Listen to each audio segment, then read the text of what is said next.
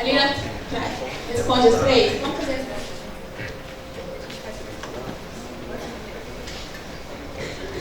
Então, é bom que a gente faz a rodada e as perguntas elas têm uma conexão entre si, né? Porque a resposta a primeira pergunta, né, da resposta da escola tem tudo a ver com o que a Ana falou, né? Bom, eu vou falar a partir do preceito psicanalítico, né? A gente já parte da premissa de que a gente não responde aquilo que está sendo pedido exatamente. Então, a demanda que é formulada, ela é trabalhada. Né? É isso que a gente faz. O consultório de psicanálise, ele chega, o cara vai chegar pedindo de fato também. Ao mesmo, é uma demanda muito parecida com a da escola. Quando ele chega pedindo algo, né? Porque eu acho que aí tem a ver com o diagnóstico. O nome apazigua.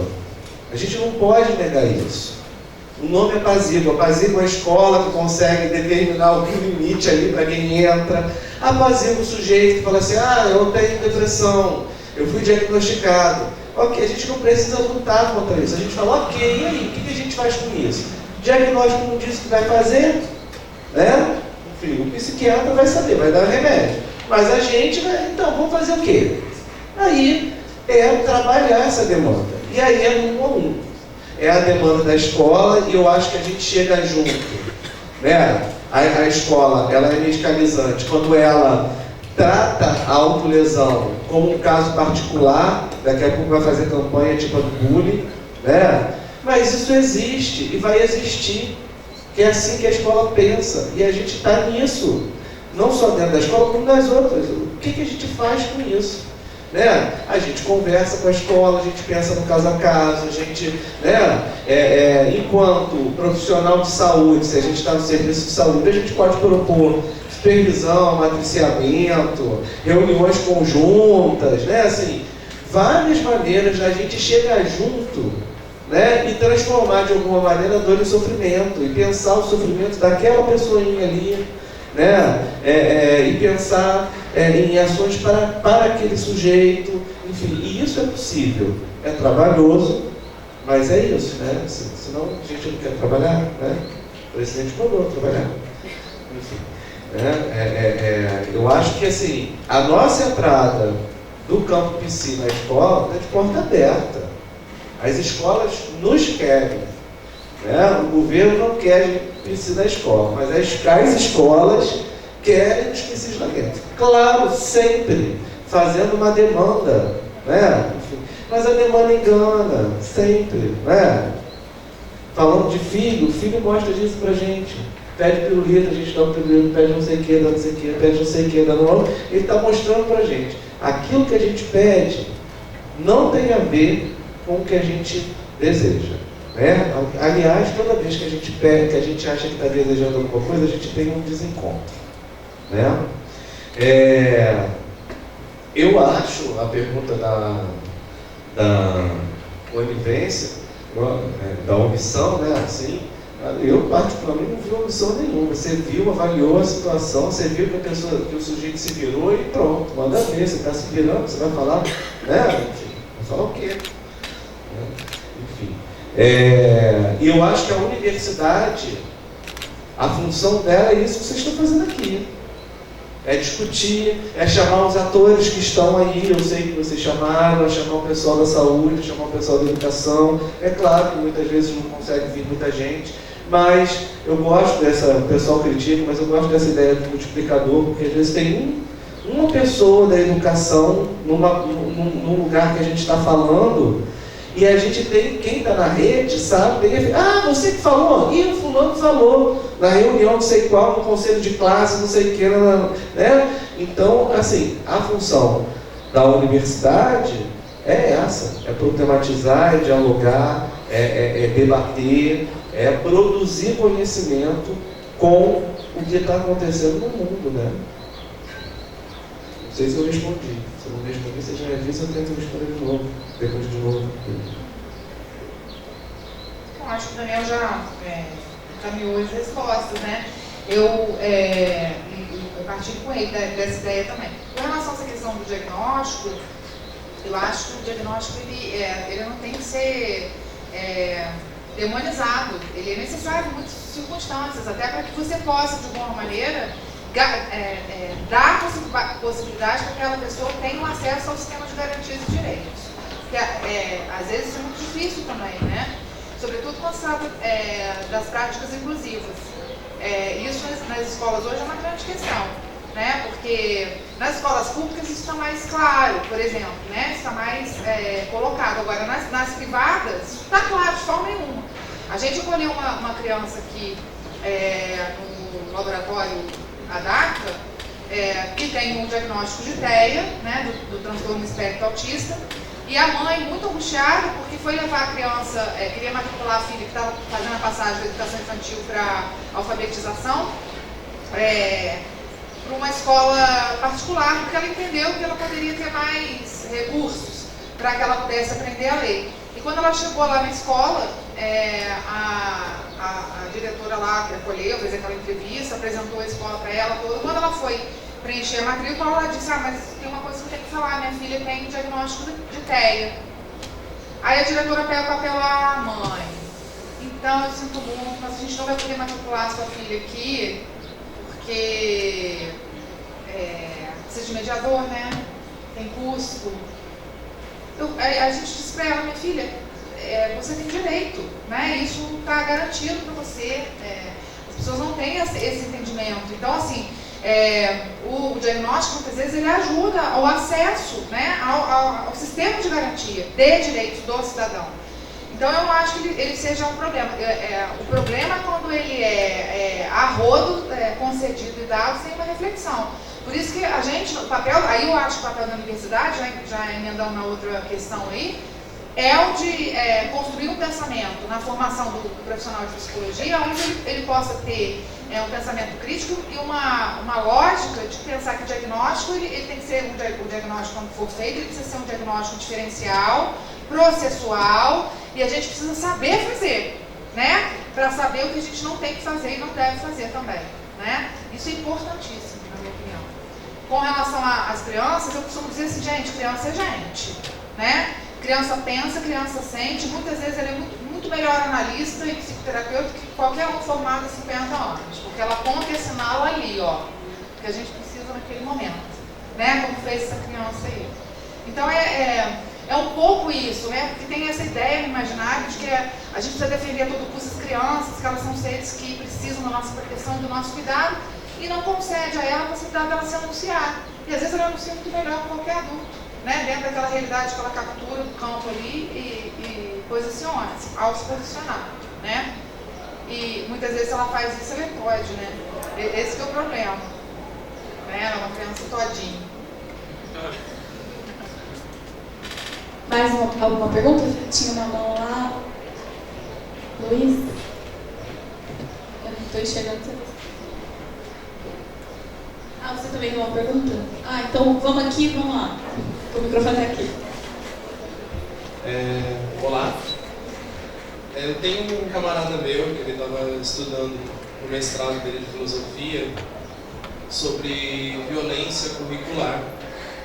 E ele estudava um autor que estava falando sobre a importância da participação da sociedade na construção de um currículo e entendendo o currículo como toda a realidade que vai educar esse jovem, né, também em contexto escolar. E quando eu estava ouvindo falar sobre essa patologização dentro do ambiente escolar, e somando com isso da participação da sociedade na construção desse currículo escolar, eu pensava assim sobre a importância da participação, porque eu ouvi falar dessa importância da participação do psicólogo dentro do ambiente escolar, mas se o trabalho da psicologia, esse trabalho do profissional psi, ele também não diz respeito a uma despatologização da infância dentro da sociedade como um todo, de que forma isso pode contribuir dentro do ambiente escolar. Essa é a pergunta.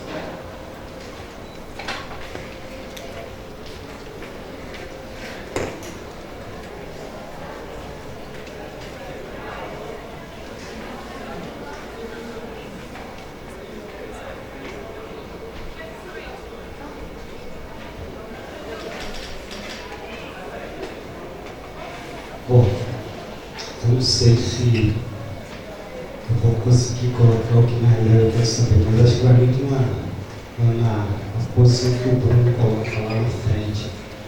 Se a psicologia se coloca numa posição de potencializar o indivíduo para ser no mundo, e se esse ser no mundo é de cada um, e ao mesmo tempo esse ser no mundo não condiz com o ser que o mundo quer, porque na realidade esse mundo quer um indivíduo que seja normatizado, um indivíduo que seja um produtor, seja um consumidor. E como que a psicologia então tramita nisso? A professora Paula disse, às vezes também a gente tem questão de diagnóstico, a gente não diagnostica o indivíduo, também a gente cai num problema, porque se o indivíduo não tem um problema, a professora Cabral disse para a gente, só que quando a gente diz que esse indivíduo tem um problema, alguém vai dizer assim, então esse indivíduo é um perverso mesmo, então a gente pode diminuir a idade penal e colocar esse cara no buraco. Aí eu fico pensando assim, aonde que a psicologia então tensiona entre potencializar o ser no mundo, que tem que se diferenciar, que tem que encontrar o seu lugar no mundo, ao mesmo tempo que esse indivíduo ser no mundo não é o indivíduo que o mundo quer, não é o ser que o mundo quer, né? Que esse indivíduo normatizado, esse indivíduo que atende a uma proposta de sistema de produção e consumo. Aonde que a gente então vai lidar com isso então? E ao mesmo tempo, isso que a professora Ana Paula diz, também quando você não tem o diagnóstico, você de certa forma priva o cara de direitos, mas ao mesmo tempo também que você não diagnostica esse indivíduo passa a ser um camarada anormal dentro do processo, a família, como a professora Priscila diz, fica assustada, porque diz assim, se meu filho não for o ser que o mundo quer, ele vai ser o tempo todo excluído do processo, ele vai ser o tempo todo fora desse processo. Como é que a gente vai lidar com isso? Acho que o desafio é o agenciamento, né? E acho que esse desafio, inclusive, da nossa formação, de nós pensamos a nossa prática como psicólogos, assim, não dá para cair na ideia de que nós vamos ser os desconstruidores do mundo e que isso é lindo, maravilhoso, porque a gente vai desconstruir e vai se deparar com a barreira logo ali na frente, gente. Isso é a maior ilusão do universo, né? A hora que a gente bota o pé no chão, a gente vai ter que trabalhar e a gente vai ter que lidar com todas essas realidades que você colocou aí, Luiz Henrique. Então isso é muito importante a gente pensar. Agora, como é que a gente faz isso? O Daniel, no início da fala dele, falou, não dá para a gente simplesmente se opor a isso, a gente tem que agenciar, né? A gente tem que saber como é que se opera isso e se colocar ali, abrindo nas dobras, né? Nas brechas, a possibilidade de negociação, né? E criando possibilidades de se reorganizar, de se reconfigurar, apostando que nesse coletivo a gente vai encontrar uma força potente capaz de mudar essa lógica instituída. É um trabalho fácil? Não é. Por isso que eu digo, né, eu tive um professor na minha formação, e eu acho que já vai na esteira da sua colocação também, né?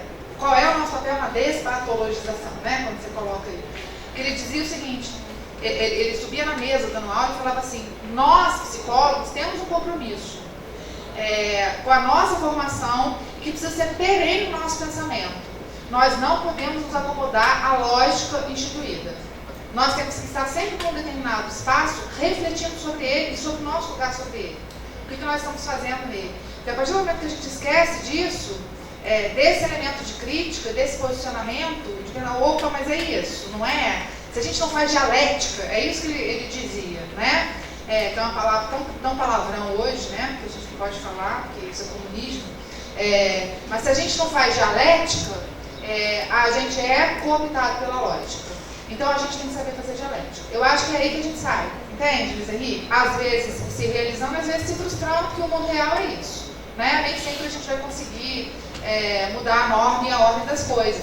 Agora, com o pé no chão, né? Entendendo que assim, se eu simplesmente me oponho à escola e acho que é uma porcaria, então eu não vou trabalhar lá nunca. Eu preciso entrar lá, eu preciso chegar lá, eu preciso conversar com aquelas pessoas, eu preciso ter propostas que alcancem a possibilidade de todos ali que interagem, que estão a serviço de algo, né, refletirem sobre o seu papel, o seu lugar ali. Isso é muito importante, né? Porque se a gente só nega e só desconstrói, não vai nada com isso, né? Isso é super importante a gente pensar.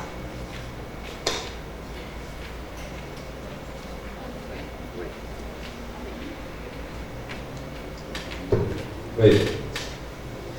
Então, eu acho que é um pouco isso mesmo que a... Um pouco não, né? É isso que a Priscila trouxe, muito isso.